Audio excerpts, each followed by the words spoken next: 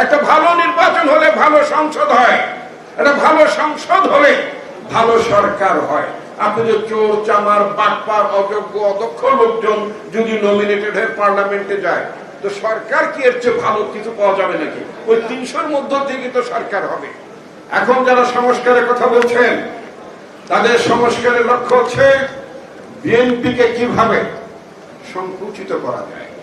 তাদের সংস্কারের লক্ষ্য হচ্ছে বিএনপিকে কিভাবে ছোট করা যায়। সমস্ত প্রক্রিয়াগুলো সেই দিকেই এগুচ্ছে। প্রধানমন্ত্রীর মেয়াদ ১০ বছর, সংখ্যানুপাতে নির্বাচন, এই সমস্ত নানাবিধ বিষয় নিয়ে সংস্কার ঘুরপাক খাচ্ছে।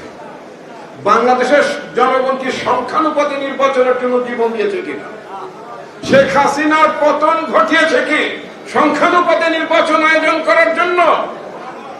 শেখ হাসিনার যে সমস্ত অপকর্ম করত, শেখ হাসিনা যেভাবে টাকা লোপাট করত, নির্বাচনী ব্যবস্থাকে তছনছ করে দিত, এবং তার প্রভু ভারত যেভাবে বাংলাদেশে একটা সেবা দাস প্রতিষ্ঠার মাধ্যমে অব্যাহত ভাবে বাংলাদেশকে শোষণ, লুণ্ঠন এবং এই দেশটাকে তাদের করব রাজ্যে পরিণত করতে পারে একটা সেবা দাসের মাধ্যমে, সেই ব্যবস্থাটা পাকাপোক্ত করতে গিয়েছিল। এই ব্যবস্থার বিরুদ্ধে বাংলাদেশের জনগণ মনে করেছিল যে এই ব্যবস্থাটি যদি অটুট থাকে তাহলে বাংলাদেশের সার্বভৌমত্ব থাকবে না। সেজন্য বাংলাদেশের ছাত্র সমাজ, বাংলাদেশের যুব সমাজ, নারী সমাজ, শ্রমিক সমাজ অর্থাৎ আপামর জনগণ নিজেদের দায়িত্ব এবং কর্তব্য মনে করে এই ফ্যাসিস্ট সরকারকে ক্ষমতা থেকে হটিয়ে দিয়েছে।